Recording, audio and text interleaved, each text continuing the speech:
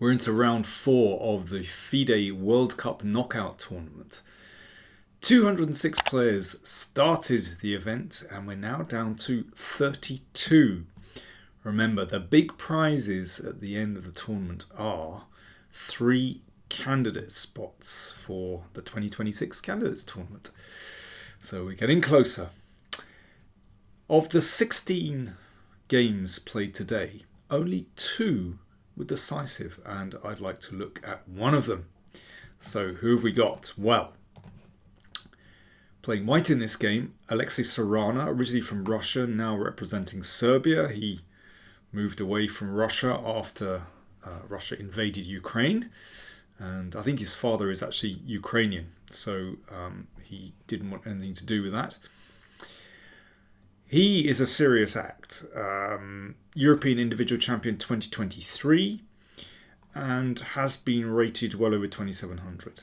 So he's favourite in this match. He's playing against Jose Martinez, blitz specialist. His handle on chess.com is Jospem or Jospem, I'm not quite sure, or Jospem, I don't know how he pronounces it. He's originally from Peru, now representing Mexico, and he's an online blitz specialist. So the question is, can he translate that speed, that great skill he has at blitz chess into classical chess? Well, he's been doing pretty well so far. Remember, in the last round, he defeated Abdusattorov 2-0, played a very good match. So let's take a look at this. Sarana playing white and Martinez playing black. D4 from Sarana. D5, Queen's Gambit, declined. Knight C3 and C6. So this looks super solid, this so-called triangle system. In fact, it can lead to some really sharp variations. For example, if white plays E3, then black might go for a stonewall setup. That's possible. There's also this variation, the Notabome, hanging onto that pawn, and this leads to really wild positions like this. This is a very old system, and black gets these 2 pawns on the queen side but gives up a pawn center. And another really sharp move which Sarana played is E4, is the martial attack. Well, there are so many martial attacks. Marshall was a real innovator in the opening, but in fact this wasn't his invention. Steinitz and Marozzi played it before him. Anyway, it's been given his name. He did play quite a few games with it. So what's the big deal? Bishop b4 check. Now if the knight goes back, then black can break out straight away with e5. So bishop d2, and this leads to this gambit line that Marshall played. So queen takes d4, bishop takes b4, queen takes knight check. So white has given up a pawn, but has this fantastic bishop that has no opponent. Very risky to take this pawn on g2. White just gets a massive lead in development, and maybe a rook g1 coming. I mean, this has been seen in many games, and it's almost surprising that this is still played, because you would have thought that for these professional players it would have been played out. But, well, as we'll see, it's still fertile ground for both players. So f6, this is known. Queen d8 check can be met by king f7. I mean, it's a bizarre position with black's queen in the middle of the board like this, and not a lot else developed from black's side. Again, queen takes g2, bishop f3 would be fatal. Those 2 bishops look fantastic. Queen f4, a bishop check. So this aims at just creating little weaknesses in black's pawn structure. I mean, there are lots of ways you can play this. Knight e7, bishop b7, but Queen e5 check. So this is a little bit awkward for the king. I mean, white doesn't really want to exchange queens, so king f1 looks really funny. But the king is relatively safe on f1. So the queen heads back and defends that pawn on c6. Bishop c3. So you can see that in provoking g6, it's drawn a little weakness there. So black can't develop that knight. So therefore e5. Knight e4. And that pawn is still a bit weak. And that knight is looking also at that beautiful d6 square. But we're all in known. We're still in known territory here.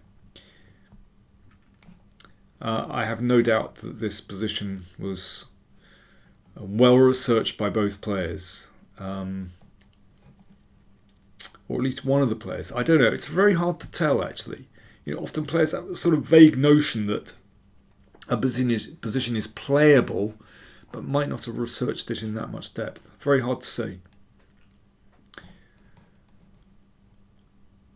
King f8, knight takes, pawn takes. Black is still a pawn up, but, you know, are these pawns weak or strong? White now has two bishops against two knights. It's a very unclear position. Queen a4 played.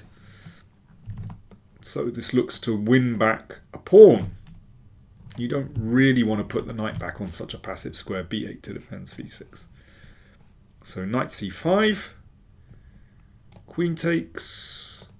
So we've got an endgame, but level pawns, level material now. So who is better here? I mean, it's very hard to tell at first glance. Has been played before. There's one previous game, Aditya against Shankland, played this year actually, that went f4 and e4, and Sam was better with black here actually. The pawn was pretty good. Emphasises black's control over d3. Bishop f3 played. I mean, who knows? The bishop might pop out here at some moment. So two bishops against two knights, really double-edged. But this structure here rather reminds me of the Kalashnikov Sicilian or the Sveshnikov Sicilian, where you get, and particularly the Sveshnikov, where you have these double pawns, but these E and F pawns are quite mobile, and you're playing against these three pawns here, and you're basically just trying to cramp white on the king side. Also, looking at this position, come back to this square d3, which might be used by a knight, maybe a rook as well. b3 played. Might be simpler just to play king e2 and bring the rook into the centre, although that knight does look pretty good on d3, but who knows, the bishop might come back to challenge the knight. But you can see the rooks are connected, and that makes a massive difference. b3 played, which I have to say looks a bit funny. I mean, I understand why he wants to do this, because basically he's concerned about knight a4 hitting the bishop and maybe this pawn. But, well, let's see what happens. King g7. So that connects the rooks. That's nice. And this is an important moment. Looks very tempting to just throw the knight in. Beautiful octopus knight. But actually, after this, and bishop e2, attacking the knight, it's actually not so clear. This is a good move. Played. Looking at these two squares. Hassling that bishop. So just waiting with knight to d3, or maybe rook d3. g3 played. And now it's a strong move. I mean, it's okay on the previous turn, but this looks really good. So both bishops attacked. So that forces rook e3. And then rook hd8. As before, black is very well coordinated. The rooks work together beautifully on the open file. I mean, obviously this is simply impossible. Black would win a piece. and compare with white's rooks. They're split. They're not working well together. If king g2 is the move you really want to make to bring this rook into the game, f4 attacks the rook. Takes. Rook d3 attacks the bishop. Rook c1, e4. You can see that is a beautiful pawn steamroller. It just pushes white's pieces out of the way. Again, I come back to the Sicilian, where you often see this idea when black takes the initiative in an endgame, and I've showed plenty of this kind of endgame on the channel previously. Okay, let's go back. So Sarana played bishop e2. Okay, I think we need a think and drink moment. How would you play with black in this position? So black to move.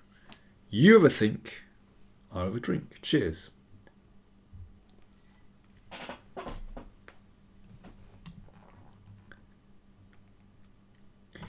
It's tempting to exchange rooks, which damages white's pawns. The problem is that there's no entry for the rook. Could throw the knight into e4, but bishop e1, it looks terribly passive. But in fact, white can regroup by putting the king on g2 and then moving the rook to f1. There's a little bit of pressure on that pawn on f5. White is okay there. So the best thing to do is just bring the rook back. So you don't exchange rooks. It leaves the double rooks all powerful on the d file. It leaves that rook pretty stranded on e3, and they're still not connected. Beautiful move. Very simple actually, but it just emphasizes that black has complete control over the d file. If king g2, there we go, f4, and that rook is in massive trouble.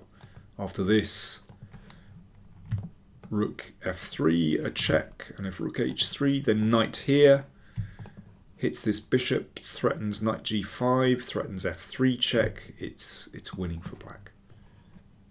So rook g1 played, knight e4, knight coming in, so the bishop goes back. Yeah, I mean, you can see if black gets the chance to take this, then the rook will invade on d2. So that's why the bishop retreats to e1. Knight d2 check, and again, if that's exchanged, then black is basically winning. These rooks are dreadful. This rook is coming in to take. Or if the pawn moves, you move the rook across, and then rook number 2 comes in here. So king g2, and now here we go. Just roll those pawns. The steamroller starts. Rook c3, e4. I mean, look at white's pieces. Completely disconnected. Threat, f3 check. Forking king and bishop. Rook d3. Okay, he's happy to exchange rooks now because it's going to help this rook enter into the position, and f3 check is coming. So basically it's beautiful active rook against horrible passive rook. So rook c2, trying to guard along the second rank. Knight e5, hits the bish, which came here. Knight f3, hits the rook, attacks the bishop, could be useful, and also threatens this. So this is the real deal. So if rook f1, knight d4, forks, rook on c2, and bishop on f5, winning material. So bishop takes e4, now black just cleans up.